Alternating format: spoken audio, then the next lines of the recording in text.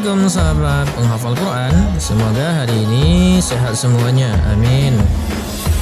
Kali ini Abi dan Nanggro ingin membahas sedikit tentang metode dan etika penghafal Quran.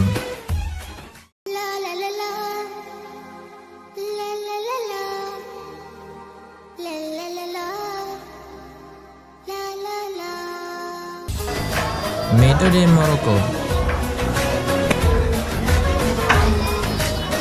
Maroko salah satu negara dengan metode hafalan terbaik di dunia. Sebelum mereka menghafal, mereka menulis ayat yang akan dihafal di sebuah papan yang sering disebut lauh, dan dihafal berulang-ulang ayat yang telah dituliskan di papan tersebut. Keistimewaan menghafal dengan cara menulis papan sebagai berikut. Keistimewaannya adalah santri akan lebih teliti ketika diminta menuliskan ayat-ayat Al-Quran yang telah dihafalkannya, karena telah terbiasa menyalin dari mushaf ke papan.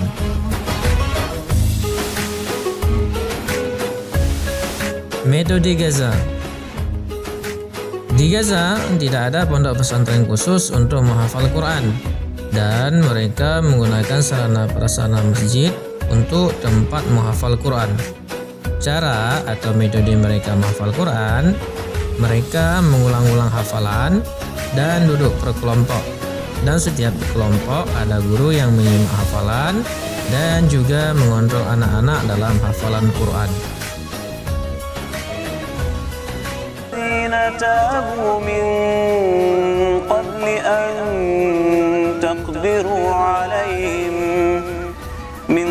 أن تقدروا عليهم فاعلموا أن الله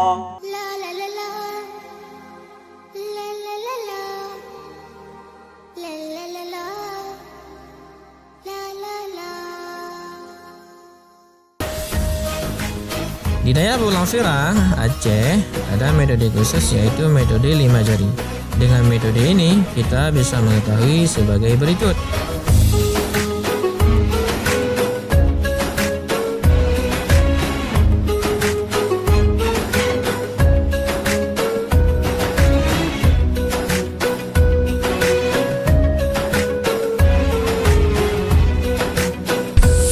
Dan juga ada cara menghafal cepat dan kuat hafalannya.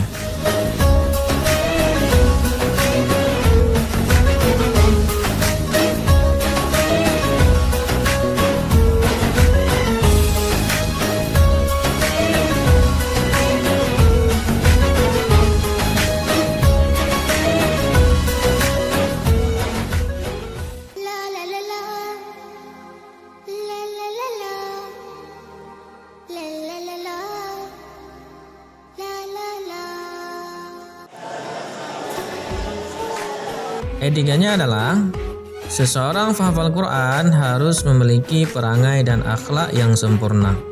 Seorang penghafal Quran harus berjiwa mulia dan rendah hati. Seorang penghafal Quran harus tawadhu. Seorang penghafal Quran harus khusyuk jiwanya, tenang dan berwibawa. Seorang penghafal Quran hilanglah pandangan dan ingatan dalam maksiat.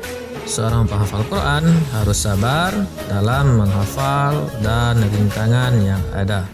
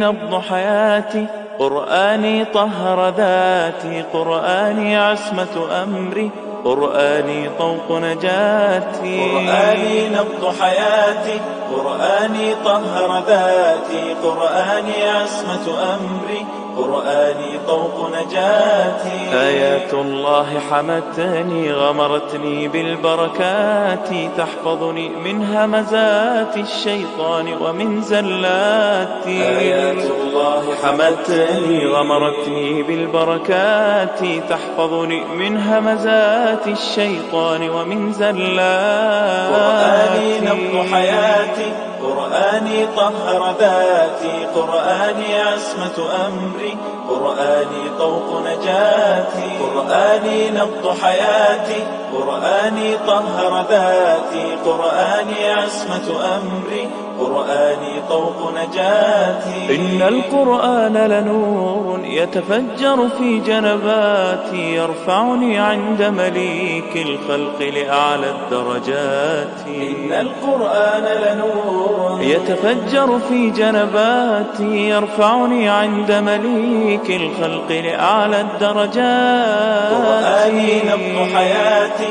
قرآني طهر ذاتي، قرآني عصمة أمري، قرآني طوق نجاتي. قرآني نبض حياتي، قرآني طهر ذاتي، قرآني عصمة أمري، قرآني طوق نجاتي. إن القرآن أنيس لفؤادي في أزماتي، يمنحني الصبر على ما قد ألقى من عثراتي. إن القرآن أنيس لفؤادي في أزماتي، يمنحني الصبر على ما قد ألقى من عثراتي. قرآني نبض حياتي، قرآني طهر ذاتي، قرآني عصمة أمري، قرآني طوق نجاتي. قرآني نبض حياتي، قرآني طهر ذاتي، قرآني عصمة أمري، قرآني طوق نجاتي. معجزة خالدة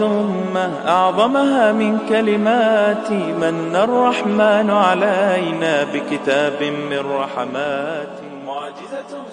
Demikianlah perjumpaan kali ini. Jangan lupa di subscribe dan tekan lonceng notifikasinya. Bantu channel ini menyerang agar kuku adab. Wassalamualaikum warahmatullahi wabarakatuh.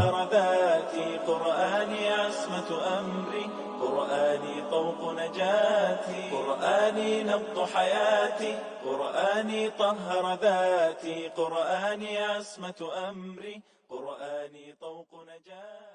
بسم الله الرحمن الرحيم.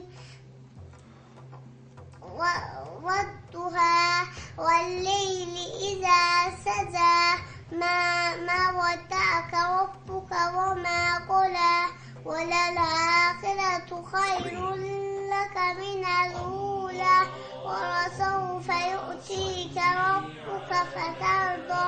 ألم يجدك يتيما فآوى، ووجدك ضالا فهدى، ووجدك عائلا فأغنى.